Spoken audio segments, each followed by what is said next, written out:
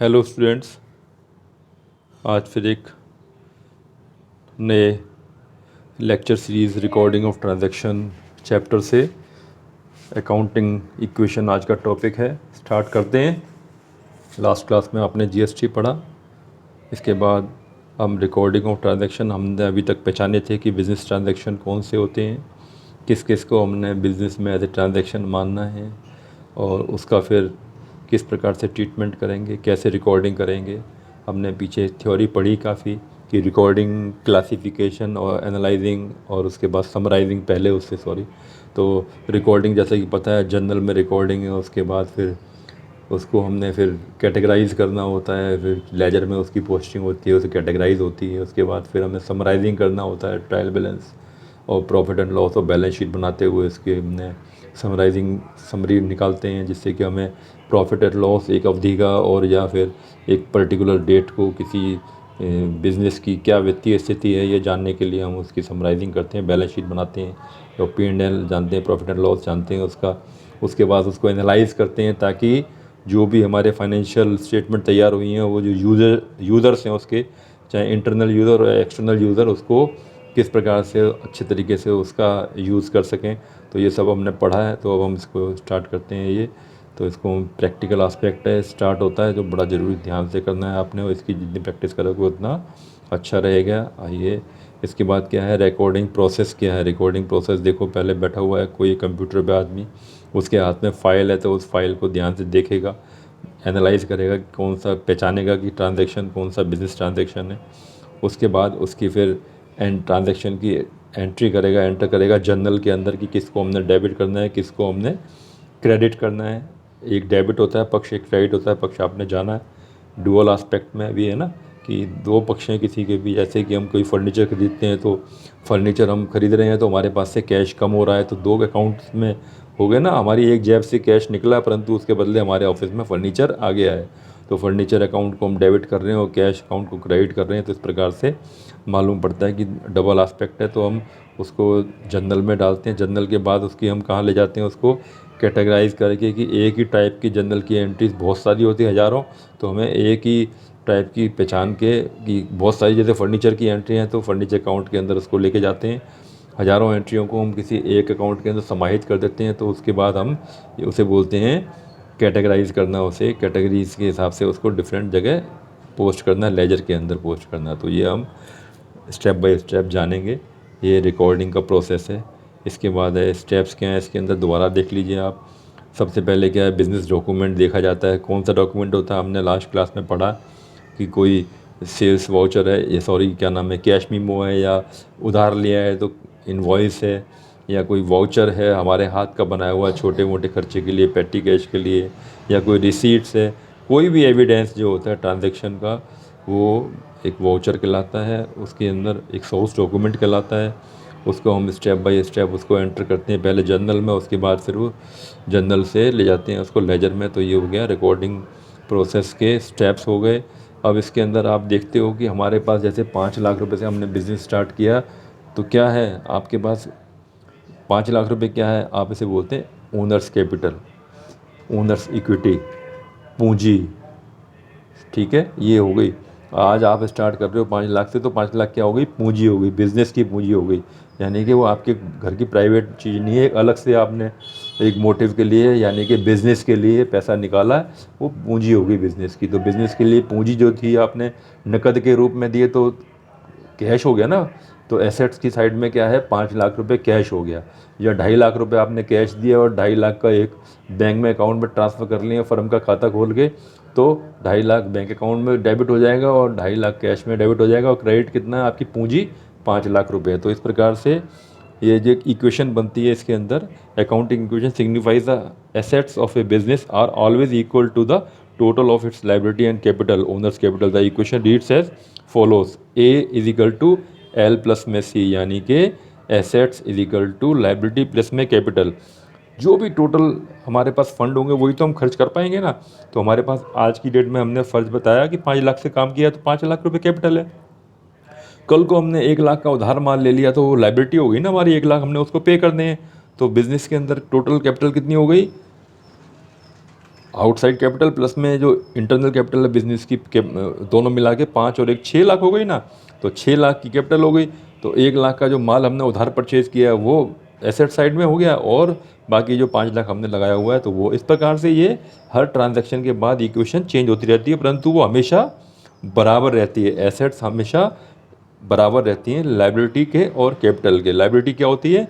जो मालिक से अलग हमारी देनदारियां होती हैं। एक तो होती है ओनर्स कैपिटल, वो तो हो गई बिजनेस की इंटरनल कैपिटल हो गई, अपनी कैपिटल हो गई बिजनेस की। एक होती है एक्सटर्नल कैपिटल, वो होती है जो हम बाहर से उधार माल लेते हैं या किसी को हमने पैसा देना है किसी भी अपनी लाइबिलिटी के लिए, तो वो आउटसाइड लाइबिलिटी होगी। दोनों मिला के हमारी टोटल लाइबिलिटीज़ होती हैं, तो वो हमेशा की हमेशा एसेट्स के बराबर रहती हैं। अब जब इसको इक्वेशन के रूप में देखते हैं तो हम किसी भी एक छुपी हुई आइटम को भी निकाल सकते हैं, जिस प्रकार से आपने देख रहे होगे इसके अंदर। The above equation can also be presented in the following form as its derivatives to enable the determination of missing figure of capital सी या लाइबिलिटी। या तो लाइबिलिटी मिसिंग हो गई अगर किसी क्वेश्चन में, या कैपिटल मिसिंग होती है, तो हम इसको इस इक्वेशन के द्वारा निकाल सकते हैं। कैसे?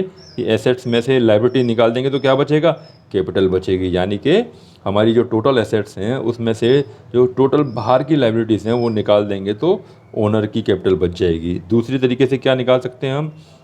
टोटल एसेट्स में से अगर हम मालिक की कैपिटल यानी कि ओनर्स कैपिटल निकाल देंगे तो क्या बच जाएगी? आउटसाइड लाइबिलिटी बच जाएगी इज इक्वल टू एल। तो इस प्रकार से हम मिसिंग फिगर को भी डिटरमाइन कर सकते हैं इस इक्वेशन को अप्लाई करके। ठीक है ना?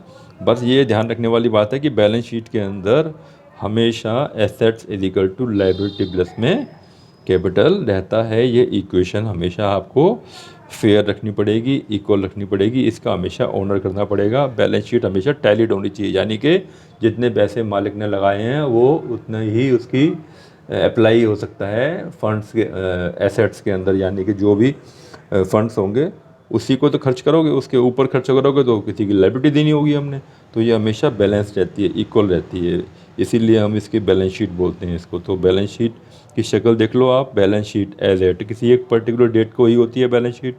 कि जैसे किसी आज 1 तारीख है, जैसे चलो तो 1 तारीख की बैलेंस शीट क्या है कि 5 लाख रुपए कैपिटल लगाई है मैंने, और किस फॉर्म में लाया था मैं कैपिटल? कैश लाया था, तो 5 लाख रुपए कैश मेरा पड़ा हुआ है एसेट्स की जगह। तो देखो इसका इस तरह से फॉर्मेशन होता है कि लाइबिलिटी एक कॉलम अमाउंट का हो गया और एसेट्स एक कॉलम अमाउंट का हो गया। तो यहाँ पर एसेट साइड वाला जो होता है डेबिट रिप्रेजेंट करता है और लाइबिलिटी साइड वाला क्रेडिट रिप्रेजेंट करता है। तो ये हमेशा इक्वल रहती है। अब कैपिटल की जगह पर हम यहाँ पर हमारी और भी लाइबिलिटी जनरेट हो सकती हैं किसी और ट्रांजैक्शन के साथ में, यानी कि हर ट्रांजैक्शन पर ये हिलेगी इक्वेशन, परंतु रहेगी बराबर। 5 लाख की जगह दोनों जगह 5.5 लाख हो सकता है, 5 लाख की जगह दोनों जगह 4.5 लाख हो सकता है, परंतु अनइक्वल कभी भी नहीं होंगे। हमेशा liability is equal to assets रहेगी। ठीक है ना? तो लाइबिलिटी को जो 2 तरह की हो सकती है, या तो कैपिटल हो सकती है या एक्सटर्नल लाइबिलिटी, जिसे लाइबिलिटी की तरह आप कह सकते हो। तो in the above balance sheet the total assets are equal to the liabilities of the business since the business has not just started, यानी कि कोई एक्टिविटी स्टार्ट नहीं की है हमने, इसीलिए टोटल हमारा 5 लाख रुपए आपको दिखाई दे रहा है।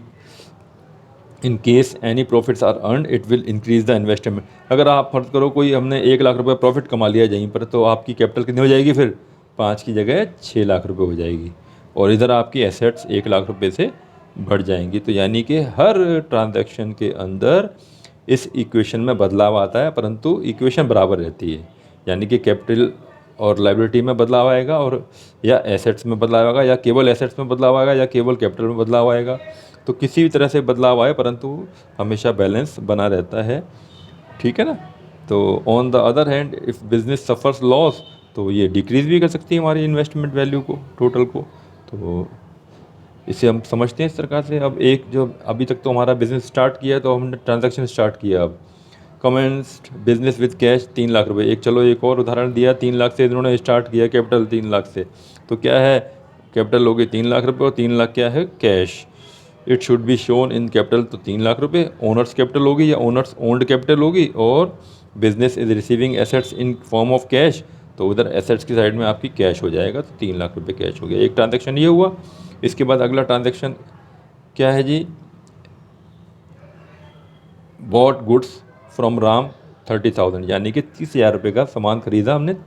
अब गुड्स है, गुड्स हमेशा रीसेल करने के लिए होती हैं, यानी कि बिज़नेस का जो गुड्स होती हैं वो रीसेल करने के लिए, यानी कि प्रॉफिट अर्न करने के लिए हमने स्टॉक परचेज़ किया है। तो या तो उसके अंदर कुछ हमने असेंबल किया, गुड्स को इकट्ठा करके, 2-3 तरह की गुड्स नहीं उनको असेंबल करके बेचा आगे, तो स्टॉक इसने परचेज़ किया है। गुड्स को बोलते हैं स्टॉक। तो स्टॉक भी आपकी एसेट्स में ही हो गया। तो यानी कि कैश आपका गया नहीं गया, यहाँ पर लिखा नहीं हुआ कि कैश परचेज़ किया है, तो इसे क्रेडिट माना गया है, यहाँ पर क्रेडिट परचेज़ किया। राम से उधार लिया हमने 30,000 का माल, तो क्या हुआ जी, दो इफेक्ट हो गए। एक तरफ तो हमारे राम नाम की लायबिलिटी बढ़ गई, जिसे बोलते क्रेडिटर। तो देखो यहाँ कैपिटल थी 3 लाख की, अब एक क्रेडिटर आ गया 30,000 रुपये का। तो 3,30,000 की हमारी लायबिलिटी होगी टोटल मिला के। एक तो होगी कैपिटल प्लस में एक होगी आउटसाइड कैपिटल क्रेडिटर। तो 3,30,000 टोटल हो गया नेट। और इधर क्या है जी, 3 लाख का हमारा कैश था। हमारा कैश बिल्कुल कम नहीं हुआ, क्योंकि हमने उधार माल ले लिया, तो माल आ गया हमारी फैक्ट्री के अंदर।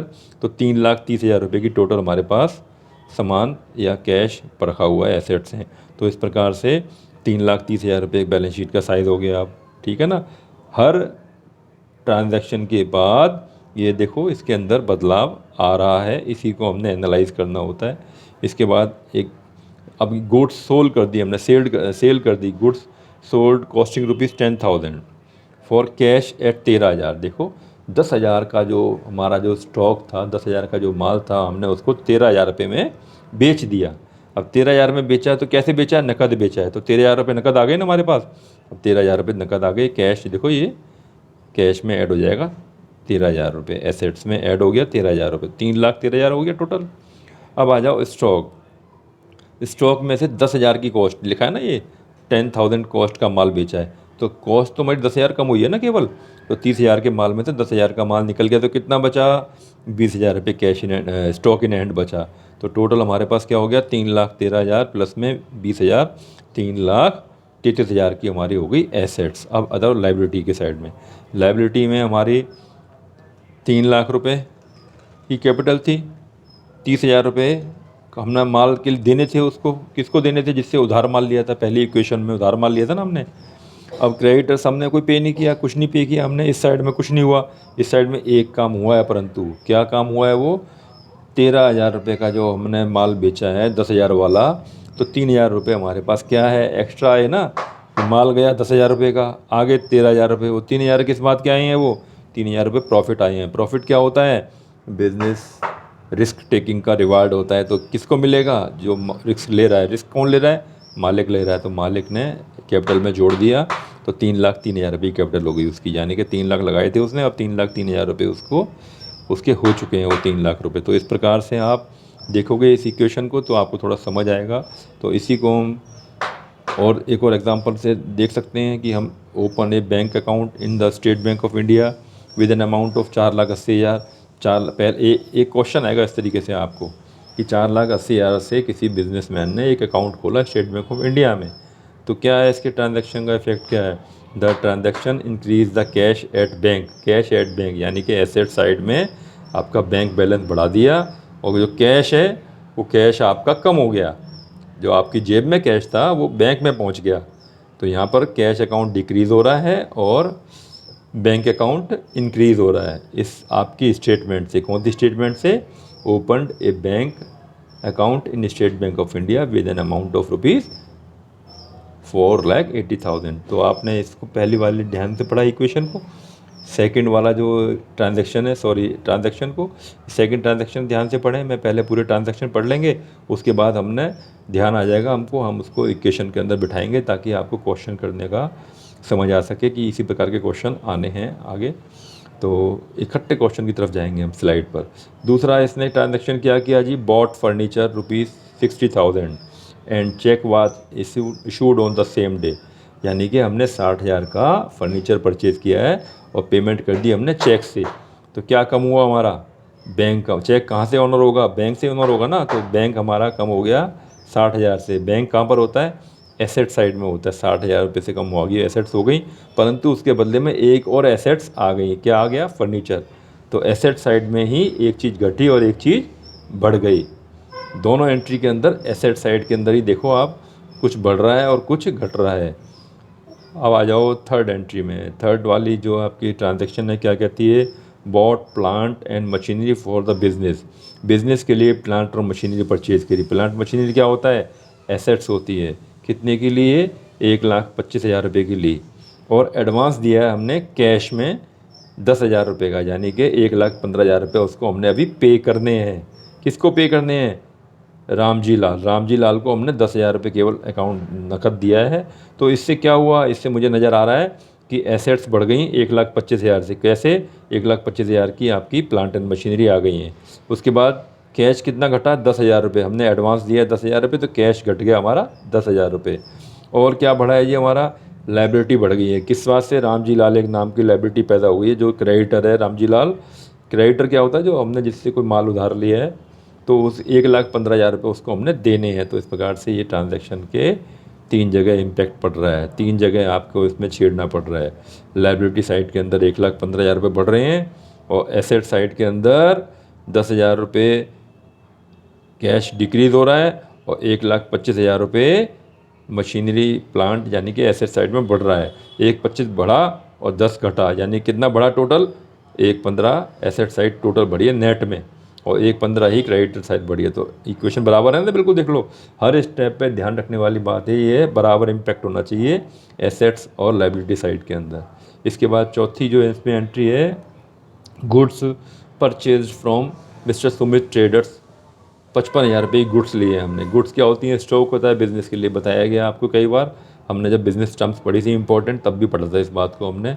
एनालिसिस ऑफ दिस ट्रांजैक्शन, क्या एनालाइज करते हैं इसको हम, दिस ट्रांजैक्शन इंक्रीज गुड्स यानी कि स्टॉक यानी कि एसेट्स। एसेट्स बढ़ गई हमारी 55,000 रुपये से। और जबकि हमने क्योंकि पैसा नहीं दिया है सुमित ट्रेडर्स को, उधार लिया है उससे हमने, तो सुमित ट्रेडर्स हमारा क्रेडिटर हो गया। और क्रेडिटर कितने बढ़ गया, 55,000 रुपये का, यानी कि दोनों साइड में 55,000 रुपये हमारा इंक्रीज़ हो गया, एसेट साइड में भी और लाइबिलिटी साइड में भी। पाँचवीं हमारी एक एंट्री क्या है, गुड्स कॉस्टिंग रुपीज़ 25,000, यानी कि 25,000 की कॉस्ट लागत गुड्स बेची है हमने। किसको बेची है, रजनी एंटरप्राइजेस को नाम दिया हुआ है, इट मीन्स ये क्रेडिट में है। रजनी एंटरप्राइजेस को बेची है, कितने की बेची है हमने, 35,000 रुपये की। 25,000 का माल 35 में बेचा है। तो अब इसको दिखाई दे रहा है, क्या दे रहा है इसमें, दिखाई आपको कि आपकी जो स्टॉक होता है 25,000 से कम हो जाएगा। आपकी जो लाइबिलिटी साइड में, एसेट साइड में डेटर बढ़ जाएंगे, जिनसे हमने पैसा लेना है 35,000 रुपये, और 10,000 रुपये आपका बढ़ जाएगा प्रॉफिट। प्रॉफिट कहाँ पर होता है, कैपिटल में ऐड होता है। तो कैपिटल किस साइड में, लाइबिलिटी साइड में। तो आपका टोटल इफेक्ट बराबर आ गया दोनों साइड में। कैसे, this transaction decrease stock of goods, यानी कि एसेट साइड में होता है वो 25,000 से डिक्रीज़ हुआ एसेट साइड, और इंक्रीज एसेट रजनी डेटर्स 35,000 रुपये कि 35,000 से इंक्रीज़ हुई। और देखो डिक्रीज़ 25 से हुई, 35 से इंक्रीज़, तो नेट इंक्रीज़ कितना हो गया, 10,000 रुपीज़। उधर जो प्रॉफिट हुआ यानी कि 25 का माल था और 35 में गया, जो 10,000 रुपये प्रॉफिट हुआ, तो प्रॉफिट किसके खाते में जाके ऐड होगा, कैपिटल में ऐड होगा लाइबिलिटी साइड में। तो दोनों तरफ 10,000 का इफेक्ट पड़ा। नेट इफेक्ट क्या हुआ, 10,000। 3 खातों को हमने छेड़ा इसके अंदर, परंतु नेट इफेक्ट क्या है, 10,000 रुपीज़ आया निकल के। तो इस प्रकार से इसको हम इक्वेशन देखते हैं, इसकी क्या बनेगी, ध्यानपूर्वक देखेंगे। इसके अंदर 5 लाख से स्टार्ट हुआ था बिजनेस, वही जो हमने बैलेंस शीट दिखाई दी ना हमने, इसके अंदर वही वाली कंटिन्यूएशन में पहले हमने बैलेंस शीट दिखाई दी आपकी। 5 लाख रुपए लेके आया था वो एक बिजनेसमैन। तो 5 लाख रुपए में से क्या किया उसने, 4,80,000 रुपये पहली एंट्री में, ये ना पहला ट्रांजेक्शन क्या था, 4,80,000 रुपये उसने बैंक में जमा कर दिए। तो 4,80,000 एसेट साइड में बैंक बढ़ गया, ठीक है ना। और 5 लाख रुपए थे, 5 लाख में से 4,80 निकल गए, क्योंकि कैश था ना जो एसेट साइड में। तो कैश में से 5 लाख में से 4,80 गए, तो कितना बचा, 20,000 रुपये। इस प्रकार से आपने करना है इस इक्वेशन को, यहाँ पे बैलेंस निकालते जाना है। तो 20,000 बचा। तो अब जो इक्वेशन थी क्या बन गई है, अब जो 5 लाख कैश था अब बन गया है वो 4,80,000 में प्लस में 20,000 रुपये कैश। 4,80,000 बैंक में प्लस में 20,000 रुपये कैश। तो टोटल क्या आ गया, एसेट्स का टोटल आ गया टोटल 5 लाख रुपये। 4,80 प्लस में 20 इजिकल टू 5 लाख रुपये। अब आ जाओ लाइबिलिटी साइड में। लाइबिलिटी साइड में कैपिटल थी 5 लाख रुपये, इसमें कोई छेड़छाड़ नहीं हुई। 5 लाख की 5 लाख कैपिटल है अभी, तो केवल हमने उसको कैश को बैंक में भेजा है, ठीक है। अगली एंट्री क्या थी, अगली एंट्री ये हुई है कि जो 20,000 रुपये है तो 20,000 रुपये रह गया, 4,20,000 रुपये। 60,000 रुपये की इसमें एंट्री लेस हुई है इसके अंदर। 60,000 रुपये फर्नीचर परचेज़ किया था क्योंकि हमने, और फर्नीचर परचेज़ किया था, कैसे परचेज़ किया था, चेक दे दिया था हमने, तो उसको ब्रैकेट में लिखने का मतलब लेस करना होता है। तो बैंक में से एक चेक कट गया 60,000 का, तो कितने बचे, 4,80,000 में से 60,000 गए तो कितने बचे, 420। तो टोटल क्या आ गया वापस कि अब ये जो इक्वेशन क्या बन गई हमारी, हमारे कैश प्लस में बैंक 420, 440 और 60, 5 लाख रुपए टोटल हो गया एसेट्स का। इस प्रकार से यहाँ पर कोई बदलाव नहीं है अभी, ये 5 लाख की 5 लाख है। इस प्रकार से हर एंट्री पर आप प्लस माइनस करते हुए देखेंगे कि फाइनल इक्वेशन कहाँ पहुँची है हमारी। फाइनल इक्वेशन 6,80,000 रुपये टोटल एसेट्स हो चुकी हैं। और टोटल एसेट्स कैसी है, जमा घटा करते करते फाइनली हमारे पास कैश कितना है, 10,000 का कैश है। बैंक में कितने पैसे हैं, 4,20,000 रुपये बैंक में। एसेट्स में यानी कि डेटर्स हैं जिससे हमने पैसे लेने हैं, 35,000 है, इसको माल बेचा होगा ना हमने। और गुड्स जो होती है, स्टॉक की जो वैल्यू हमारे हाथ में बची है, बिना बिका हुआ माल जो बचा है हमारे पास, 30,000 का बचा हुआ है। और फर्नीचर ऑफिस में हमारे रखा हुआ है कितने का, 60,000 रुपये का। और प्लांट एंड मशीनरी कितने की है, 1,25,000 रुपये की। जो हमने 5 लाख से स्टार्ट किया था काम, उसका घूमते घुमाते टोटल वैल्यू क्या है, 6,80,000 रुपये। और 6,80,000 कैसे बटे हुए हैं ये आपको मैंने सारा बताया ही दिया आपको, फर्नीचर में, प्लांट एंड मशीनरी में। और अब इस साइड में आ जाओ, लाइबिलिटी साइड में। लाइबिलिटी साइड के अंदर जो 5 लाख की कैपिटल से स्टार्ट हुआ था वो अब कितनी हो गई है, 5,10,000 रुपये हो गई है। और 1,70 क्या है, 1,70 हो गई आउटसाइड लाइबिलिटी, क्योंकि हमने उधार माल लिया या उधार मशीनरी लिया, जो भी कुछ हमने लोगों को देना है, टोटल क्या है 170 है। तो 6,80,000 इसका टोटल आ गया। तो दोनों देखो टोटल मिल गए ना आपके, एसेट साइड का टोटल भी मिल गया 6,80,000 रुपये, और लाइबिलिटी साइड का टोटल भी 6,80,000 रुपये हो गया। तो इस प्रकार से इसी इक्वेशन को हम बैलेंस शीट की फॉर्म में भी दिखा सकते हैं। अब एक और चीज़ आ जाती है अकाउंट। ये सब चीज़ें बैलेंस शीट में या प्रॉफिट एंड लॉस के अंदर कहाँ पहुँचती हैं, अकाउंट के द्वारा पहुँचती है, लेजर के द्वारा पहुँचती हैं। लेजर में जो अकाउंट होता है वो टी शेप का अकाउंट होता है, यानी कि एक टी टाइप, टी बनी हुई है ना, ये देखो टी की तरह बना हुआ है। तो कोई भी अकाउंट होता है इसके अंदर टी शेप में अकाउंट होता है। Enter amount on the left side of an account is to debit account, यानी कि जो भी हम इस लेफ्ट साइड में एंट्री करते हैं इसे अकाउंट में डेबिट करना बोलते हैं, इसको अकाउंट में क्रेडिट करना बोलते हैं। अब कोई चीज़ डेबिट वाली नेचर की होगी तो अब हम डेबिट के और क्रेडिट के रूल पढ़ेंगे तो आपको पता लगेगा। जैसे कि हमने परचेज़ किया तो परचेज़ डेबिट होती है, तो कोई भी नई परचेज़ हमारे डेबिट को बढ़ाती जाती है। और अगर हम परचेज़ रिटर्न करते हैं तो इसी खाते में वो क्रेडिट हो जाती है, वो हमारी परचेज़ को उसी वैल्यू से घटा देती है। तो इस प्रकार से ये एक अकाउंट टाइटल होता है, इसको हम आगे जाके पूरा पढ़ना ही है, परंतु यहाँ पर इसको केवल आपको दिखाने समझाने के लिए मैंने बताया है। इसके बाद ये सारी जो हमारी इक्वेशन थी पीछे हमने जो पढ़ी है पूरी उसको हम बैलेंस शीट की शेप में रखेंगे। तो इस तरह से हम देखो बैलेंस शीट में शो करते हैं उसको, बैलेंस शीट एज एट 2017 है ना। अब ये कैपिटल कितने थी, पहले 5 लाख थी, जो 5,10,000 रुपये हो गई है। आउटसाइडर्स क्लेम कितना हो गया, यानी क्रेडिटर्स हो गए ना 170 हो गए, तो टोटल 6,80,000 रुपये हमारी टोटल कैपिटल हो गई। और कैपिटल का एप्लीकेशन क्या है, यानी कि वो कहाँ कहाँ पर इन्वेस्टेड है।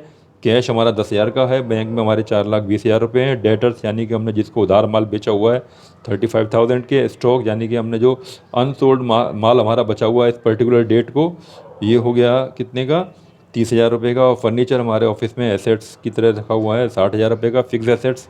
और प्लांट एंड मशीनरी 125, टोटल 6,80,000 रुपये। और इसकी इक्वेशन क्या बनती है, 6,80,000 यानी कि एसेट्स इज इक्वल टू 1,70,000 यानी कि आउटसाइडर लाइबिलिटी या लाइबिलिटी, प्लस में सी इज इक्वल टू कैपिटल 5,10,000 रुपये, ये इसकी इक्वेशन होती है। तो जो बैलेंस शीट की फॉर्म में आपको दिखाई दे रही है, तो आपको बड़ा क्लैरिटी हुई होगी इसके बारे में सारा। और इसके बारे में जितने क्वेश्चंस करोगे ज़्यादा से ज़्यादा आप वो तरह तरह के क्वेश्चन करो, तरह तरह की उसमें आपको बैड डेट्स वगैरह की एंट्रीज भी आएंगी, आपके प्रॉफिट लॉस की भी एंट्री आएंगी, ताकि आपको इसका कॉन्सेप्ट और ज़्यादा क्लियर होता चले। अगली क्लास में मिलेंगे फिर। Bye for now, thank you.